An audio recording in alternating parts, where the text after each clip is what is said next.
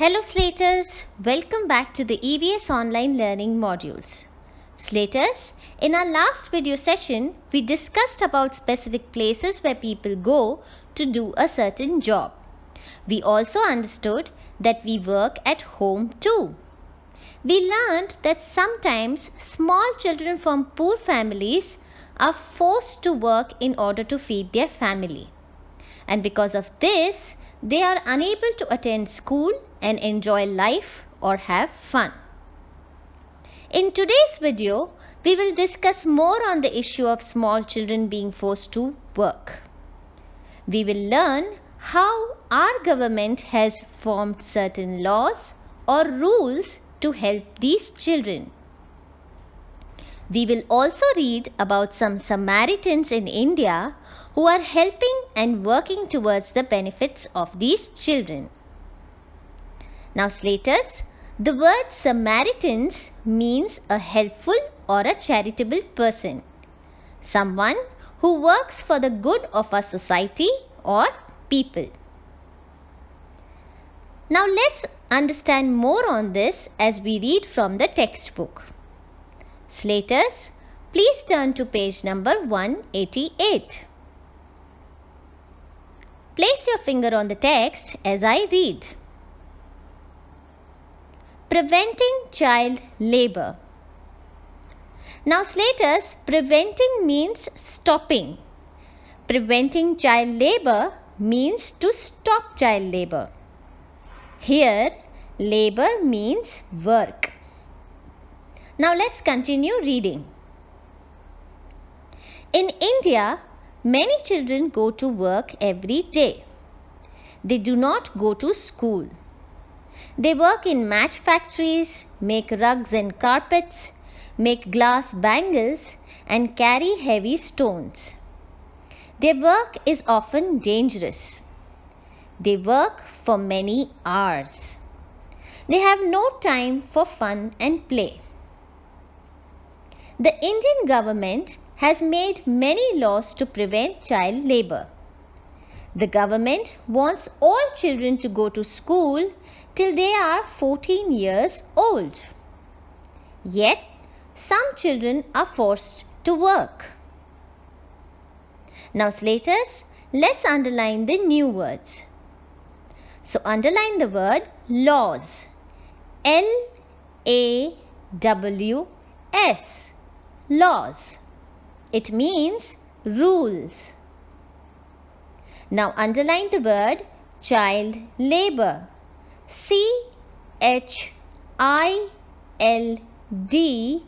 child, L-A-B-O-U-R,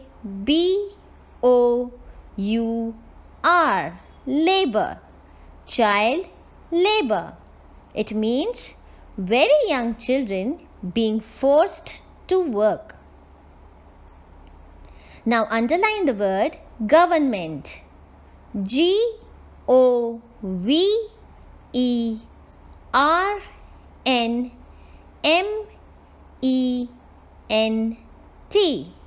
government.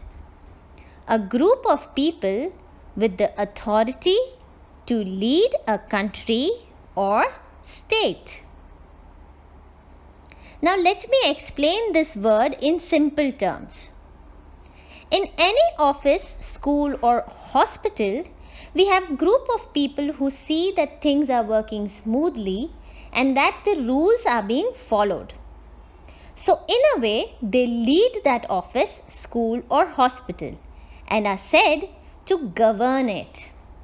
Similarly, in every city, state or country, we do have group of people who work for the good of people. They see that their needs are fulfilled and that rules are being followed. If there is no concept of government, then each one of us will do whatever we want. In such cases, rules will be broken and there will be no peace in the city, state or country. Hence, we need a government. Did you all understand? Very nice. So now, tell me which government is ruling our country now? Who is our Prime Minister? Correct, Mr. Narendra Modi. He is the Prime Minister of our country. Well done, Slaters. Now let's try to understand the passage that we just read. Slaters, there are many people in India who are poor and do not have decent source of income. In such cases, the parents of these children send them to work. They work in factories and hotels. They have to work as the family is dependent on them for food and other essential needs. This process of involving children in work at such a tender age is called child labor. So Slater, does that mean working and helping parents at home is also child labor? No. Working at home, helping parents in doing little things cannot be called as child labor, as here you all are working as per your own wish and you are also not being paid in money for doing that work at home. In fact, when you help your parents at home, you are improving your own skills, isn't it? Now let's continue reading further. Their families are too poor to feed them and send them to school. These children also help their parents to run the house. So Slaters, due to child labor, many children are not able to go to school and enjoy learning as you all are doing. The Government of India has formed various laws in order to prevent or stop child labor. One such law or rule made by Government of India is that children below 14 years of age should not be made to work to earn money. Various Samaritans are continuously working for the benefits of these children. We will read about this further in the chapter. Now Slaters, what if you come across such a child who does not go to school? Is there something that you and your friends can do to help him or her? Yes, you can help the child by talking to them, teaching them what you know, and by playing with them. Furthermore, you can ask your parents to help the child by talking to the child's parent and convince them in sending them to school. Isn't it? Now let's focus on the Did You Know section in your textbook. Kailash Satyarthi is an Indian who was awarded the Nobel Prize in 2014. He works to prevent child labor. Slaters, the picture shown in this section is of Kailash Satyarthi. He was awarded with the Nobel Peace Prize. Kailash Satyarthi is one of the first names that comes to our mind when we talk about child labor. He has been fighting against child labor in India. He was also the co-recipient of the Nobel Peace Prize along with Malala Yousafzai for working for the good of children.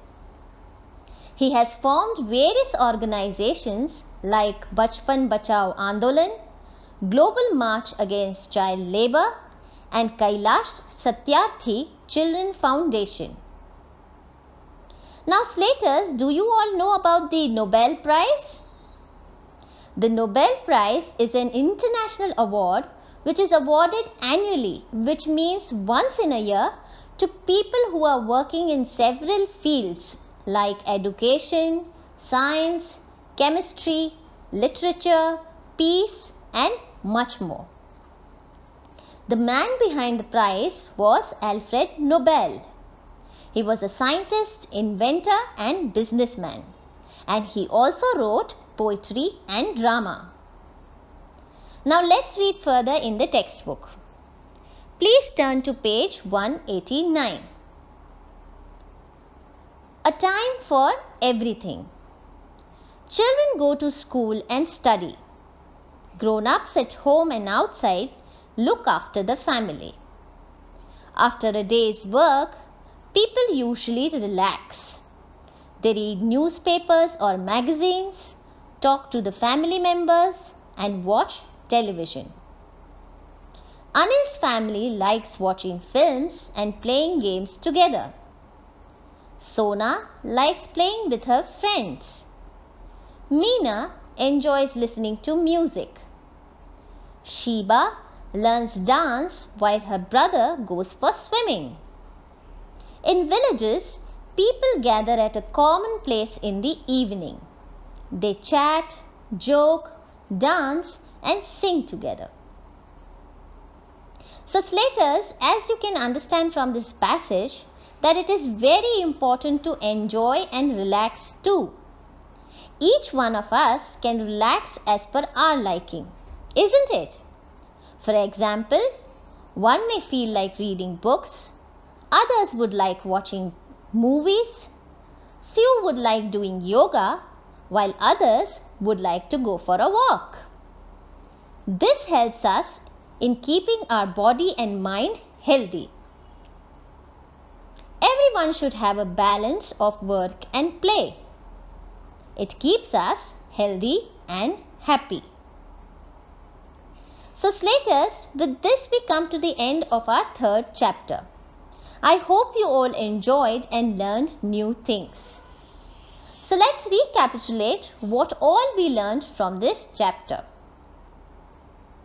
We learned that people work for earning money which they use for buying essential things to live.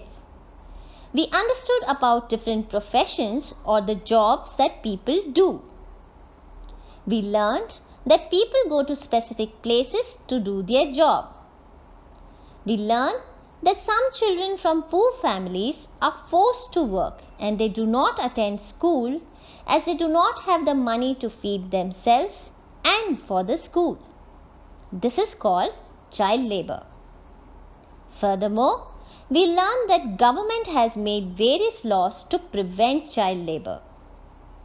We learned about people like Kailash Satyarthi who are diligently working for the benefit of these children.